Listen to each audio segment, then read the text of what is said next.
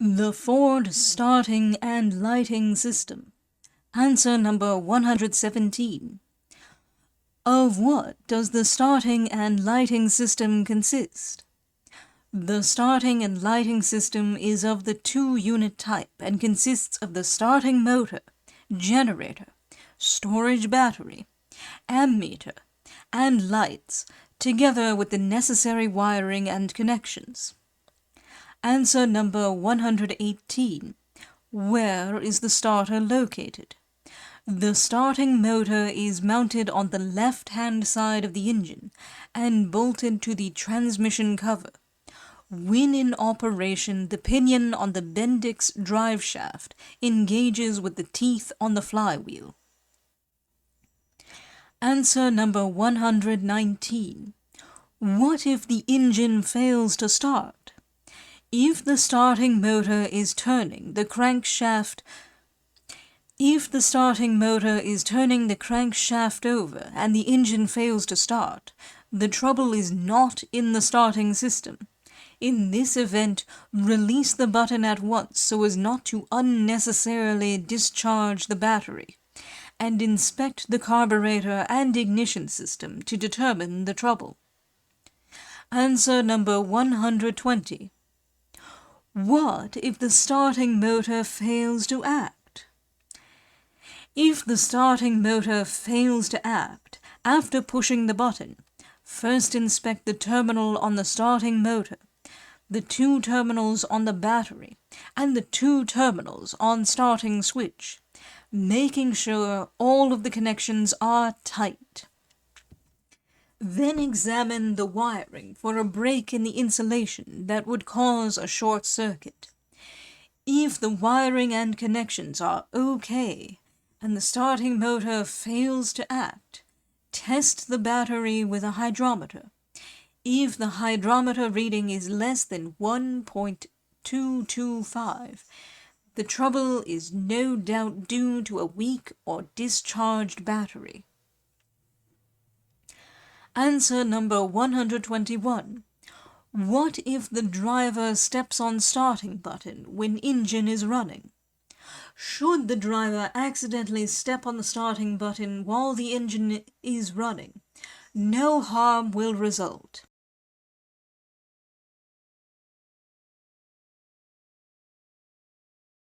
The pinion merely touches the revolving flywheel gear once and immediately routes with the threaded shaft out of contact with the flywheel, in the same manner as when it has been disengaged by the engine starting. Answer number 122. How is the generator operated? The generator is mounted on the right-hand side of the engine and bolted to the cylinder front-end cover. It is operated by the pinion on the armature shaft engaging with the large time gear. The charging rate of generator is set so as to cut in at engine speeds corresponding to 10 miles per hour in high speed and reaches a maximum charging rate at 20 miles per hour. At higher speeds, the charge will taper off, which is a settled characteristic of a generator. This operation of cutting in and cutting out at suitable speeds is accomplished by the cutout, which is mounted on the generator. This cutout is set properly at the factory and should not, under any circumstances, be tampered with.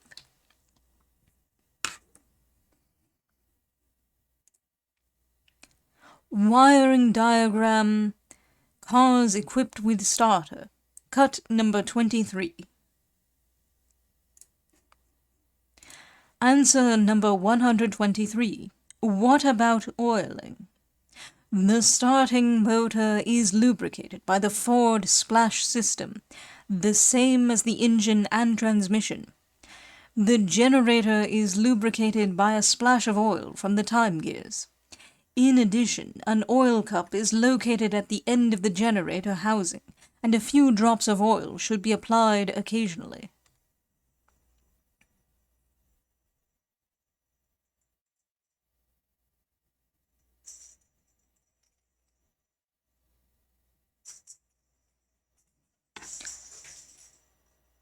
Answer number 124. What should be done when repairing the ignition? The introduction of a battery current into the magneto will discharge the magnets, and whenever working on the ignition system or wiring, do not fail to disconnect the positive wire from the battery. The end of this wire should be wound with tape to prevent its coming in contact with the terminal again. Answer number 125. How does the ammeter operate? The ammeter is located on the instrument board. This indicator registers charge when the generator is charging the battery and discharge when the lights are burning and the engine not running above 10 miles per hour. At an engine speed of 15 miles per hour or more, the ammeter should show a reading of from 10 to 12. If the engine is running above 15 miles per hour and the ammeter does not show a proper reading, first inspect the terminal posts on the ammeter, making sure that the connections are tight. Then disconnect the wire from the terminal on generator, and with the engine running at a moderate speed, take a pair of pliers or a screwdriver and short-circuit the terminal stud on the generator to the generator housing. If the generator is okay, a good live spark will be noted. Do not run the engine any longer than is necessary with the terminal wire disconnected. Next, inspect the wiring from the generator through the ammeter to the battery for a break in the insulation that would result in a short circuit.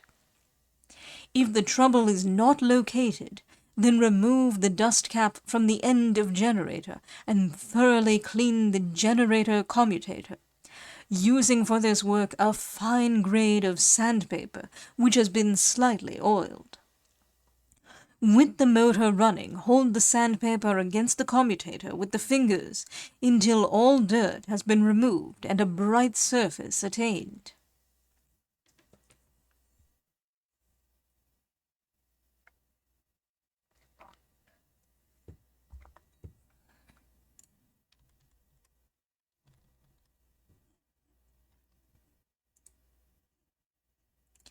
Answer number 126.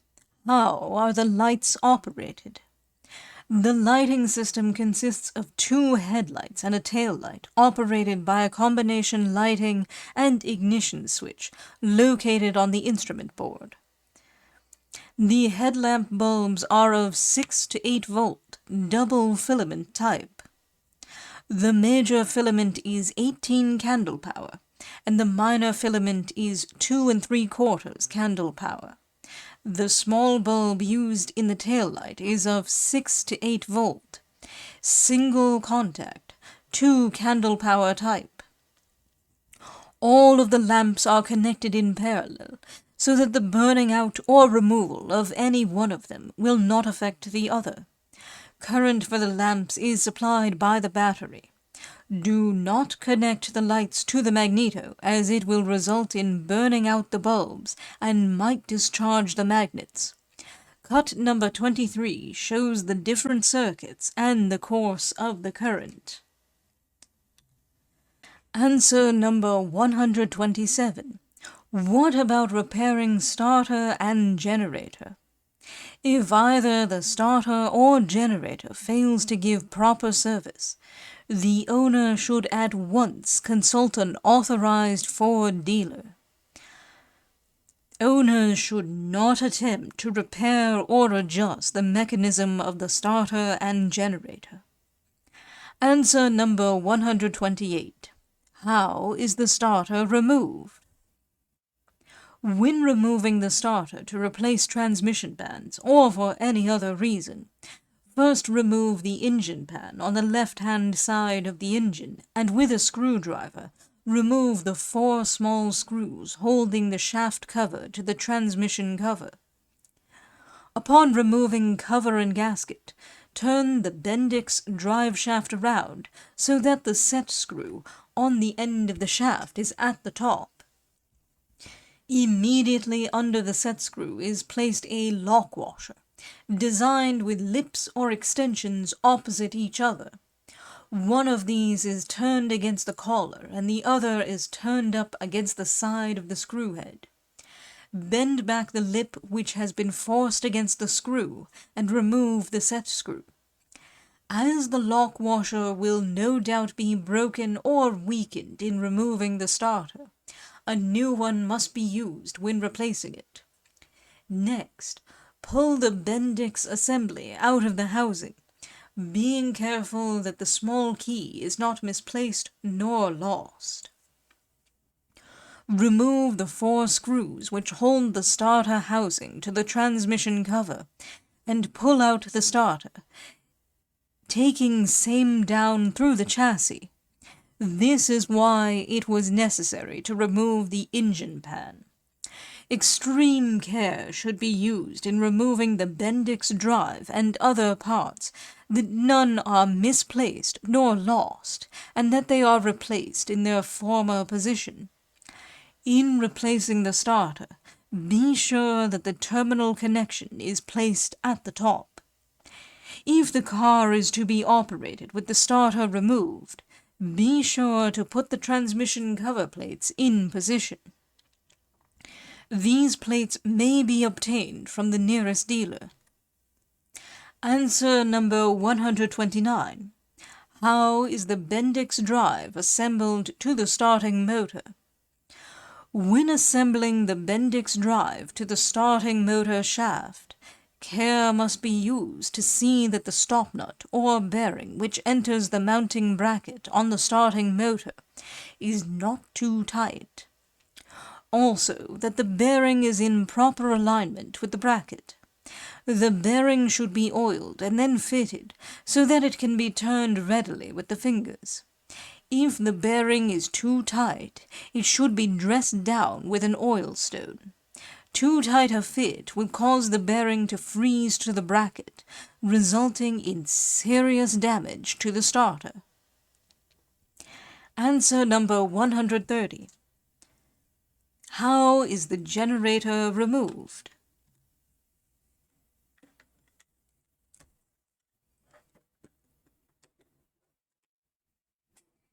If it is found necessary to remove the generator, first take out the 3 cap screws holding it to the front end cover, and by placing the point of a screwdriver between the generator and front end cover, the generator may be forced off the engine assembly. Always start at the top of the generator and force it backward and downward at the same time. Plates may be obtained from the nearest dealer to place over the time gear if the car is to be operated with the generator removed. Answer number 131. What should be done when replacing the generator?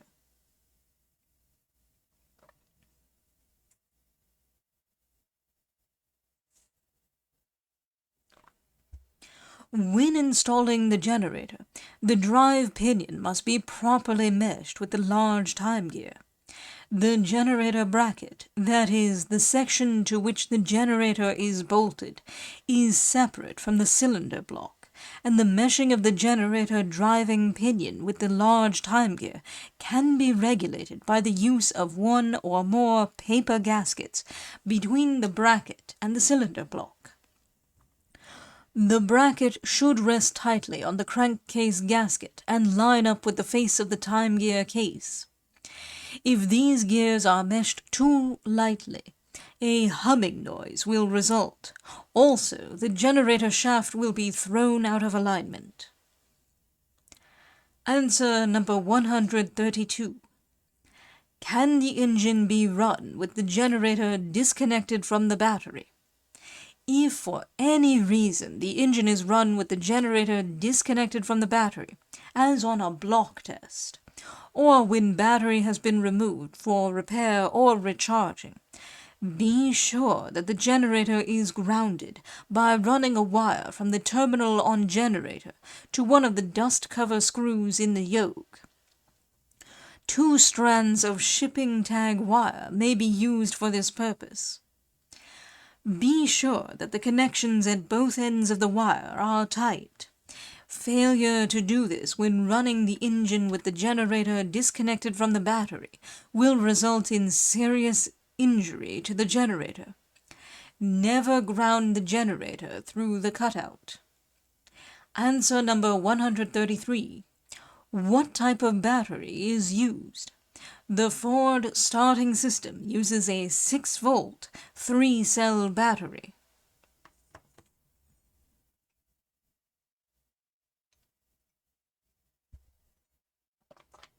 Answer number 134. How are hydrometer readings taken? Hydrometer readings should be taken about every 2 weeks to make sure that the generator is keeping the battery charged. To take a hydrometer reading, remove the filling plugs. Remove the plug from only one cell at a time.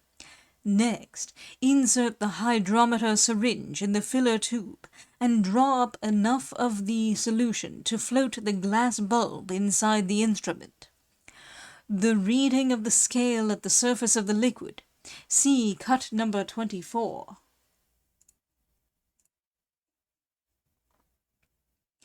Gives the strength of the solution. Be sure to return the electrolyte to the cell from which it was taken. Following is a list of the readings with their indications. The readings in parentheses apply to batteries used in tropical climates where water never freezes. Readings of 1.275 parentheses 1.2 end parentheses or more indicate a fully charged battery. Readings of less than 1.225 parentheses 1.13 end parentheses, but more than 1.15 parentheses 1.08 end parentheses indicate complete discharge. Hydrometer tests taken immediately after filling with water and before it has become thoroughly mixed with the electrolyte will not show the true condition of the battery. If the hydrometer reading shows the battery less than 1/2 charged, it should be taken to the nearest authorized battery service station for recharging. Continued operation in a less than half-charged condition is injurious to the battery. Somewhat as running on a soft or deflated tire is injurious to the tire. Before replacing the battery, the cause of the discharged condition should be removed. It may be due to leaks or grounds in the car wiring, or to the electric system having gotten out of adjustment so that the battery is not kept supplied with the proper amount of current from the generator. If the reading in one cell is more than 50 points different from the others, it indicates that the cell is not in good order and the battery should be taken to a skilled serviceman for attention. Hydrometer readings, cut number 24.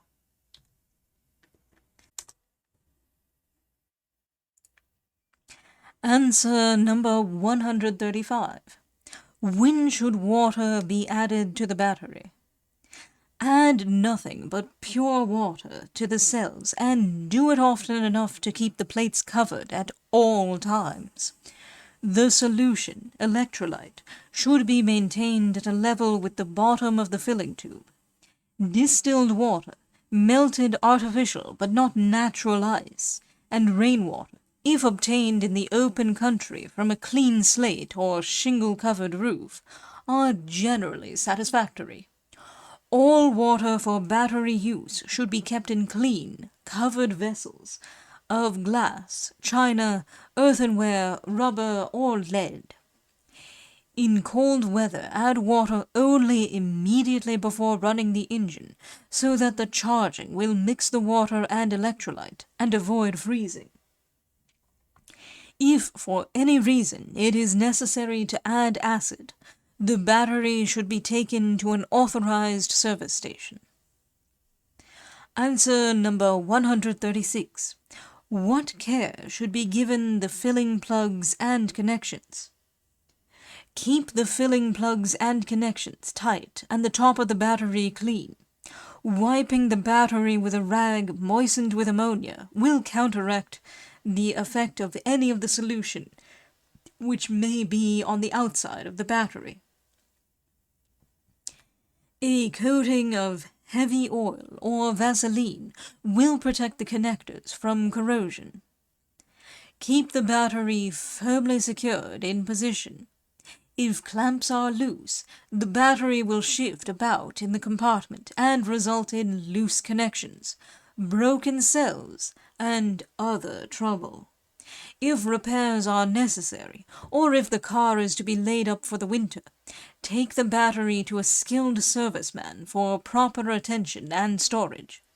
Do not entrust the battery to inexperienced or unskilled hands.